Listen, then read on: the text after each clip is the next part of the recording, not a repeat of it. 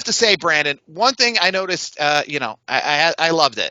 Money in the Bank may not have been the best pay-per-view, and I think Money in the Bank 2023 was probably a better pay-per-view. But you can tell watching at home what I saw on the video boards. And I don't know if they've done this ever before because they've been to Toronto many, many times. But, boy, they really went out of their way to really showcase what I think is the greatest city in the world.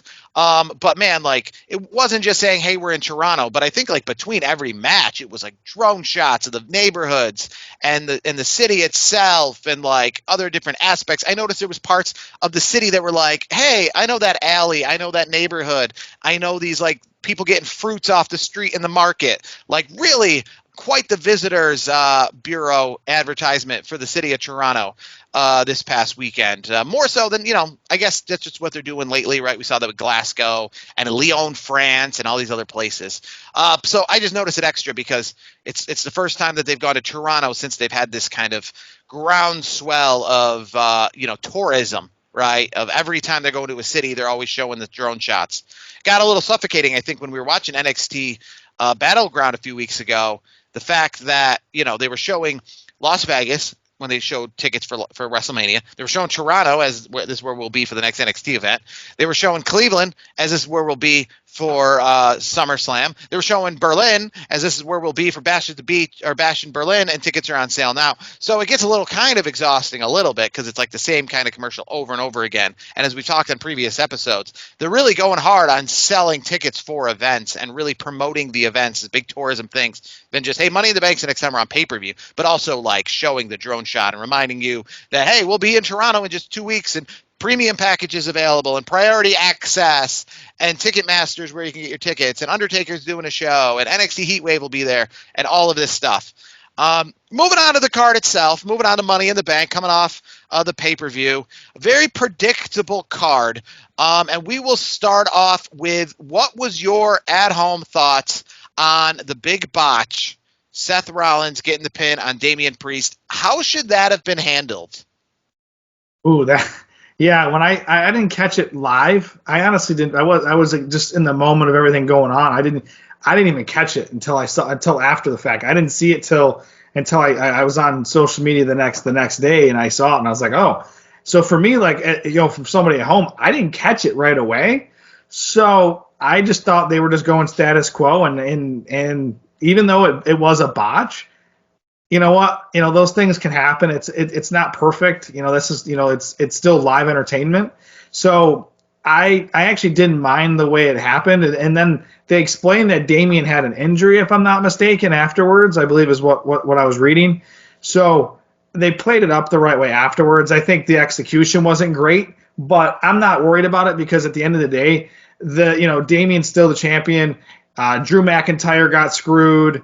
And obviously Seth Rollins got screwed as well, not just from that situation, obviously, but CM Punk and Drew McIntyre, their issues spilled over to Seth Rollins losing the match. So at the end of the show, you see CM Punk and Seth Rollins.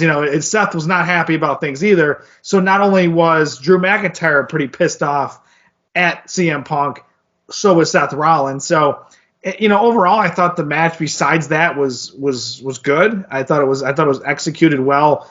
It's not going to be perfect, so I'm not that upset about it. I would have just. I will say, I think that's why Damian Priest wasn't a part of the post show that he was originally advertised to be a part of. But being in the arena live, it's different than watching on TV. So we're like kind of more in the dark. The fact that the lights popped on real quick, right, as they do at post match. So we don't have the benefit of the commentators at home kind of explaining what's going on. I'm kind of removed, right? I'm in the upper deck of the arena. I see Seth Rollins, right? I don't see Damian Priest kick out. The lights come on real quick. Seth Rollins is going, hey, did I win? What's going on? Like, it's not the typical, hey, it's a 2 count. Let's get back to action. Right.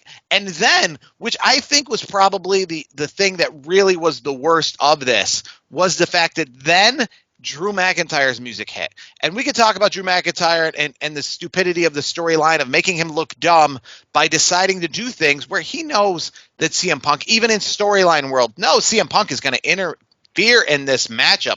So it's really kind of dumb on his part, right, to do this. But then it made it for more confusion because he comes out and Damian Priest rolls out of the ring, and he comes out and they ring the bell. And this is 100% true. Me and a bunch of people in the area thought that this was now a one-on-one match between the new champion, Seth Rollins, and Drew McIntyre, thinking that he's coming out post-match, thinking like, okay, Seth Rollins is the new champ, and now here comes Drew McIntyre. Drew McIntyre didn't come out like when they started fighting again. He came out right when there's this confusion, so I'm thinking, what's going on? And then the music hits. So wait, is Seth the new champion? Is Seth champion right now? I think he is. I think Seth is champion and Drew's going after Seth.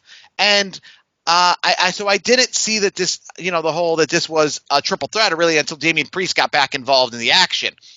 So that was very confusing. And it makes me kind of wonder, I guess, because here's the deal. Seth Rollins wasn't knocked out.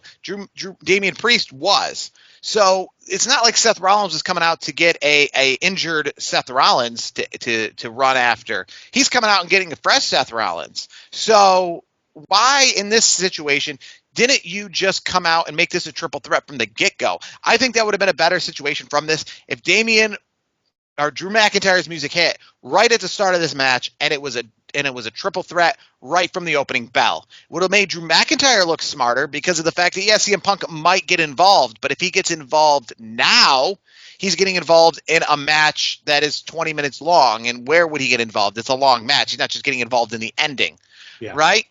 And that also would give Drew McIntyre some time to recover, right? He gets involved now and knocks me out. Well, it's going to give me some time to recover while Damian and Seth fight back and forth, the traditional triple threat stuff, or one kind of sits idle for a while, right? So he should have come out and made it a triple threat match right from the get-go instead of trying to do it at the end where he only has a finite window of time to cash this thing in, and that finite window is going to get ruined by CM Punk, right? So it makes Drew look kind of dumb because everybody can see the writing. Like he's going out there knowing that CM Punk is going to do this, right? Even in storyline world, because that's what he did. He comes out at the end. Every time he's hurt Drew, it's always been in this situation. He did it at WrestleMania. He did it at Clash at the Castle. He did it at Money in the Bank. So it kind of makes Drew look dumb in that sense. Damian Priest is now still the champion. He's going to face Gunther. So my question to you is, where does Seth Rollins go from here? What is his SummerSlam path? Oh, that is a good question. I could see somehow there's going to be some sort of triple threat action between Drew McIntyre and CM Punk. I just think Seth's going to interject into that situation because he's still pretty ticked off at the whole situation with how both Drew McIntyre and CM Punk, even though it wasn't directly Drew, but because Drew and CM Punk have issues, it spilled into the match. It affected his chances to win the championship. And obviously, as we saw on Monday Night Raw this past week, he was pretty pissed off. So, and the thing I also noticed too was Damian Priest. Obviously he assumes that he's going to retain against Gunther. So after that, he said, we had a deal, but everything kind of happened the way it did.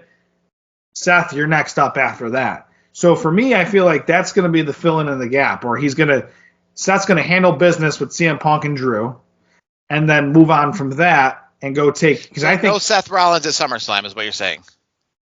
Well, no, I think it's going to happen as a triple threat at SummerSlam. You think so? Yeah, I think you can't keep Seth Rollins off the SummerSlam card. You just can't. I mean, you're gonna put him in a match, and I think at this point the most realistic opponent, given that Gunther already gets his shot straight up one-on-one versus Damian Priest, you put him in you interject him into the CM Punk Drew McIntyre story because it just makes too much sense at this point not to. What about him as special guest referee? I don't think so. I don't think it's special. I think that's kind of cheesy for me. I don't want to see Seth Rollins as a referee. I want to see him in a match. And I think at this stage of the game, I think with SummerSlam on the horizon, it's here before you know it. It's coming up soon. We were just talking off air about how quickly it's coming up. 3 weeks. Yeah, I mean it's and that's crazy to think because I felt like it was not that long ago that we just had WrestleMania. So yeah. With Seth Rollins, I think he gets into the triple threat situation with Drew McIntyre and CM Punk, And then depending on how that goes, maybe Seth Rollins wins clean in that match because Drew and CM Punk have their issues. And then the best part is he's like, well, I beat you both. I'm happy. I'm moving on to Damian Priest because he just retained against Gunther. I'm going to go chase that. You two finish what you got to finish. What do you think? Let's start with the women's Money in the Bank. I really got nothing there. I think that was perfectly executed. I even think the finish was great. I mean, the finish and how, we have the one final, the biggest spot. It's really how you should do things. You have this massive spot and then you grab the briefcase. It was like perfect. It wasn't just, hey, I got the time, I can run up the ladder, get the briefcase. It was like how it feels. And when you watch wrestling and somebody goes for the pin and you're like, no, the crowd is all silent when they're doing the 2 count because it's not going to be 3 because it doesn't feel right yet. This isn't the climax, right? That's how this felt. It felt like this was it, man. We got to the climax. We're both on the top. She does the big bump. I grab the briefcase. Boom. It all swirled perfectly. So no complaints there about how anything happened in the women's match. And it's great too. And I'll even say how they tied it together with Chelsea Green starting the match, trying to get the briefcase right from the get-go in the ring by herself to being the one to take the big bump at the end. So perfect. But the men's match, I guess my issue is, and maybe this is just WWE as of late.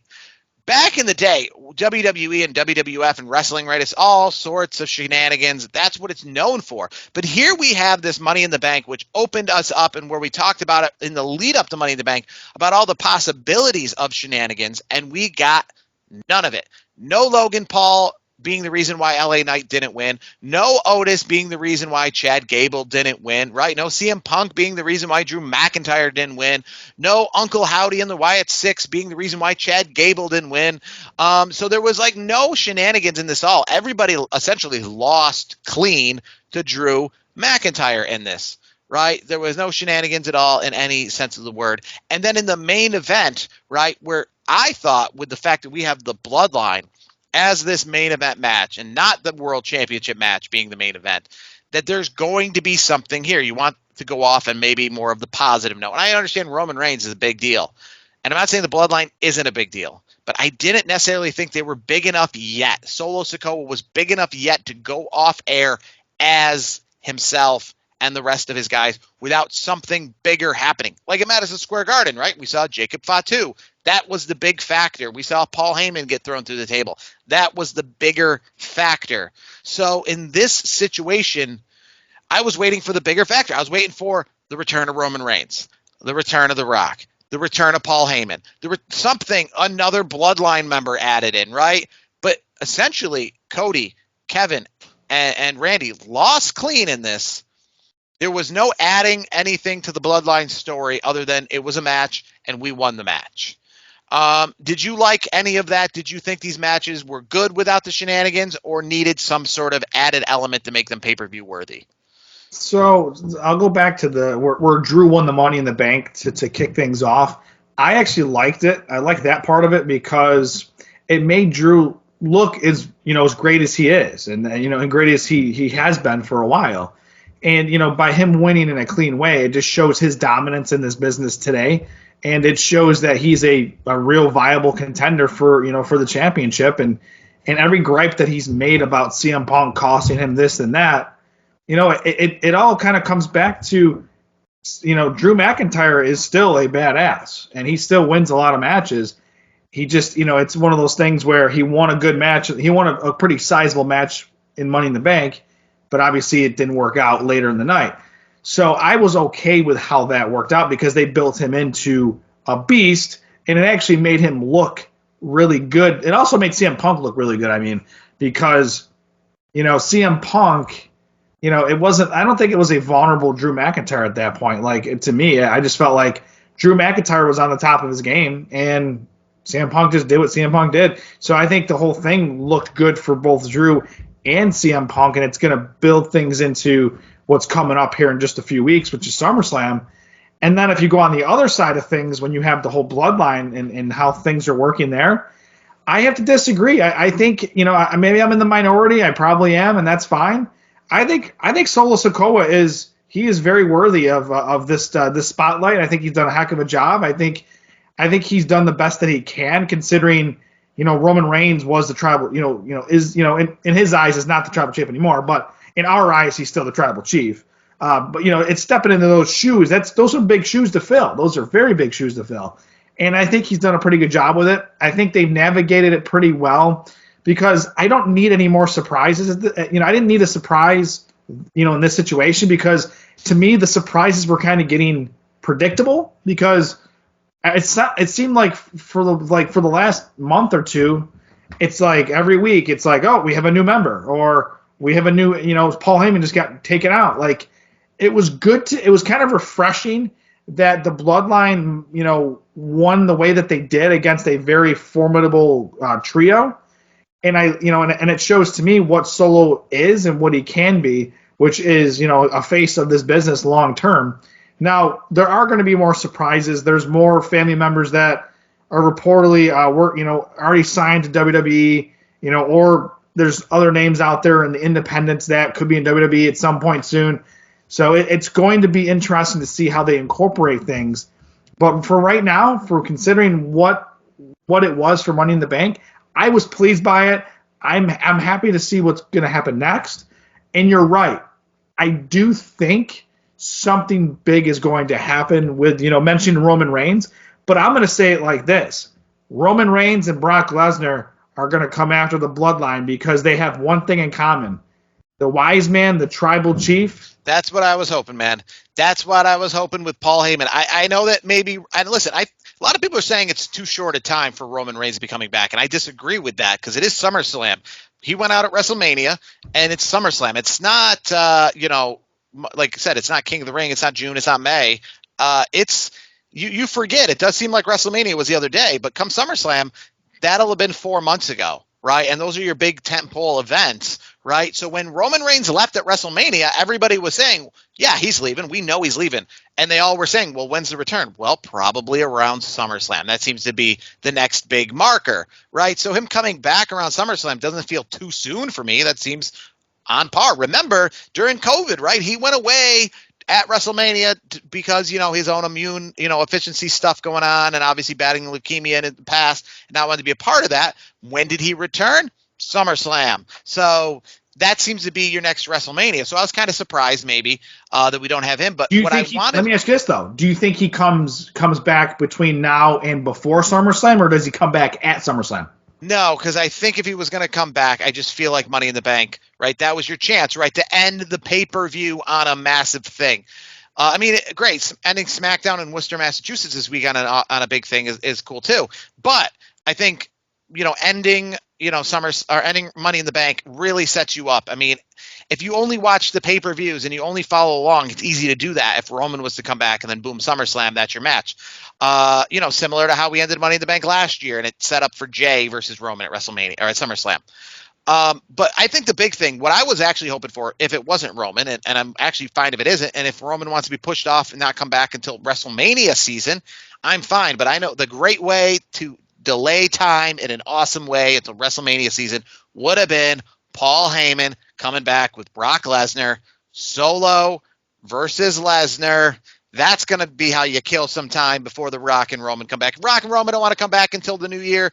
That's a great way to fill in the gap of Brock versus Solo until then. Here's what I'll kind of counter you on that because, and I know it's two different situations, but I would say very high level, high caliber superstars.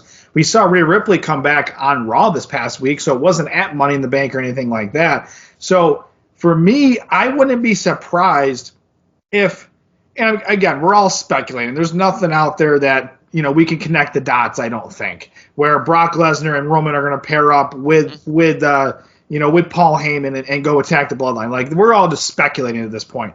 But it wouldn't surprise me if they do it on a SmackDown coming up. I'm not saying it's going to be this week. I could say maybe next week where they build something up, fairly quickly, and then there's, then they set up a match at SummerSlam. And WWE has done this before where things have been filled in pretty quickly, so it wouldn't surprise me. But, I think no matter what, Roman Reigns is going to be back in 3 weeks. I think we're getting Solo versus Cody at SummerSlam. That's what I think. I think maybe so? Roman comes back at SummerSlam, but I think, and this credit to the Triple H regime and all that stuff going on, and also discredit, right? And the fact that, they make these big events, but a lot of times the scale of them is not necessarily as big as you are fantasy booking it. Case in point, SummerSlam last year. Roman versus Jey, of course that was going to happen. That's a big match. But remember, this is like prior to main event Jey Uso that we have now. So Roman versus Jey at SummerSlam seemed like a lesser main event than the one we got in the Civil War Bloodline at Money in the Bank. Seemed like a lesser main event than Logan Paul versus Roman Reigns. I mean, yes, it seemed like a match that was going to happen, but the headline, your essential second WrestleMania of the year, Jey Uso versus Roman Reigns, clearly what was going to be Roman Reigns winning, because clearly if Cody Rhodes didn't just throw him at WrestleMania, is Jey Uso, who literally is just removed from the Uso tag team. Because remember, the Uso tag team was together as early as the month prior. So this is like just removing him from that was like too soon. For me, that's not a SummerSlam main event, really, but that's to credit Triple H's booking of saying, yeah, it's SummerSlam, but it doesn't have to be Rock and Roman and all these crazy things. It can just be essentially a good match and a good card. It doesn't have to be a great. Let me ask you this: blockbuster card. You made the point where, and I could see this as well, where Solo and Cody throw down for the championship. If that were to happen, which it might. It seems like that's where it's going. Do you think Roman comes back and costs Solo the match? I mean, I think that could happen. I think there's lots of different things we'll talk about as we get closer to SummerSlam. But I think that's your match, and that might even be your main event match over Damian versus Gunther. And I guess it's fine. I guess the idea is that people buy tickets to SummerSlam because it's an overall good card. And Cody versus Solo feels more of a payback match, right, than it does SummerSlam. But man, you're really not as high on Solo. I guess my thing is Solo right now is a force, but Roman, it took him how many years before he had that aura around him? So Solo's new to this. Remember, he's only had this since WrestleMania going on. So I'm just not, listen, next year when he's still winning and still doing all this stuff, because remember, he was losing a lot. He was taking the falls a lot before WrestleMania this past year, taking the Bloodline falls, right? So this building him up as this new Brock Lesnar character, this new Roman Reigns unbeatable God mode character, takes more than just 3 pay-per-views. That's all I'm saying. No, I agree. I mean, let me ask you this then. Do you think Jimmy Uso is going to be back in the picture soon? Yes, I do. And I thought maybe, he might have gotten involved. Remember, because last time I saw Jimmy Uso was WrestleMania, trying to get involved on behalf of the Bloodline. So I definitely. Where do they go with Jimmy? I think Jimmy sides with the Bloodline, or I don't know, because again, I think it depends on if he comes back before or after Roman coming back. Roman comes back first, then I think Jimmy then comes back and sides with Roman. Here's my issue though. I'm trying to picture a world where the numbers are even, because like right now, so you have the Bloodline where you have Solo, you have Jacob, and then I just say the Tongan brothers because they're brothers. You got those 4. Who's on the other side? You got Roman, Jimmy. Does Jacob help out? And then maybe Brock Lesnar? Like, do they do something like that? And you know what else you could even have? You could even have something like The Rock side with Roman for the time being, right? Before then that breakup happens. That's a good point. I mean, do you think The Rock? Remember, as at last we saw, they were together, right? So he could come back and be together with him maybe in the initial phase before that shifts. Do you think that? Okay, so do you think that eventual shift is Rock Roman next year WrestleMania? I think that's where we're getting at. Yeah. And here, to be fair, even with Rock, he seems very healthy. He doesn't seem like he wants to go on any retirement tours himself. So I wouldn't even be against maybe saying we push that off even another year and have some sort of more Bloodline Civil War for WrestleMania this year, right? We maybe have the Rock Roman heel turn happen at WrestleMania this upcoming year and have it more Bloodline 1.0 versus Bloodline 2.0. You know what? You just gave me an idea. Because you know me, I love the Survivor Series. That's one of my favorite shows of the year. I wouldn't mind seeing Bloodline versus Bloodline in the Civil War at Survivor Series. I mean, that could easily be something. There's the rumors out there that we could move towards the TNA Invasion happening, but the issue I have with that is that TNA is obviously more focused on NXT right now. Which is perfect, by the way. That's perfect. Which is great because, let's be real, I love the guys down in TNA, but I just feel like when it comes to importance in the wrestling world, in the wrestling universe, yeah, I mean, they are more formidable foes, and it aligns more with the NXT of the smaller brands. Like Joe Hendry coming in and the Rascals coming in. I don't say, okay, they should go right up against Damian Priest and Finn Balor or something. Joe Hendry should go right up against Cody Rhodes. I mean, I don't think that highly of TNA. I think right now they're getting a great push with NXT. And I think it's a fair thing of like, hey, we'll let you come in here, but we're going to let you come in here and invade and be a part of, a storyline with our developmental brand. Because to be fair, when a lot of people come over from TNA and get signed in WWE, they go to NXT. They're not going right to the main roster. So it's very, equal parties, right? So that's kind of what is happening with what's going on there. So I see the Bloodline situation a much better fit for Survivor Series this upcoming year. We don't even know where Survivor Series is going to be yet. It's one of the only pay-per-views between now and WrestleMania that we don't know. We obviously know SummerSlam. We know Bash in Berlin. We now know Bad Blood is coming back in October and could very well feature the Hell in a Cell return. Which is great because we hate the Hell in a Cell pay-per-view by itself. We love it when it's featured, as just a match of importance at a pay-per-view, not the we have to find something to fit it. Let's find it to fit something.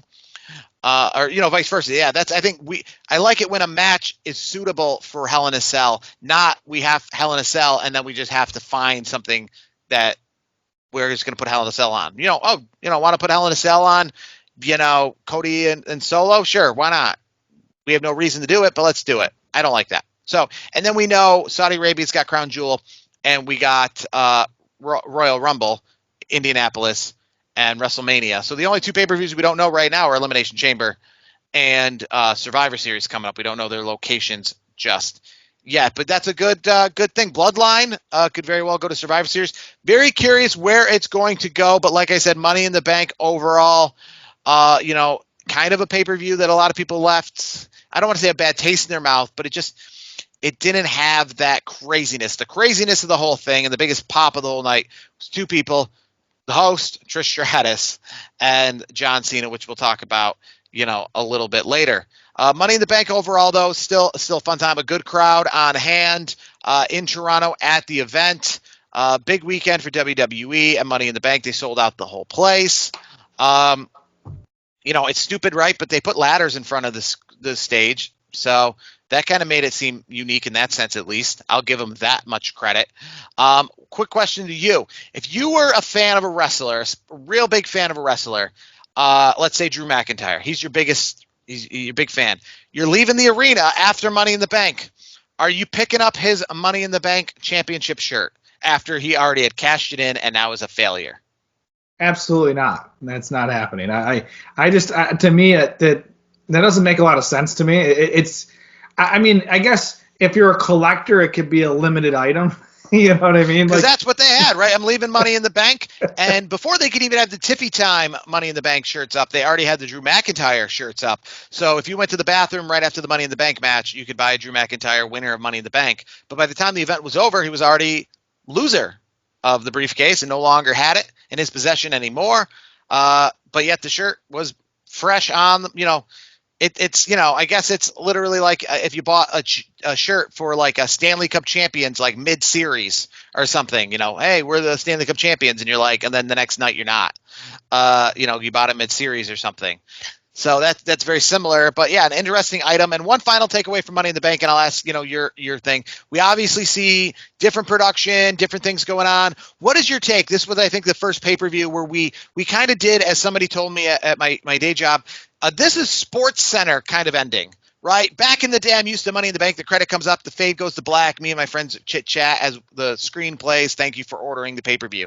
But now we kind of did like a swoop right into the post show, very much like you're used to like watching the Stanley Cup or something, where it's you go right from play by play and all right, that's Money in the Bank. Let's send it back to you guys in the studio, and they're like literally like a seamless. I mean, even when I just watched the post show by itself on the drive home.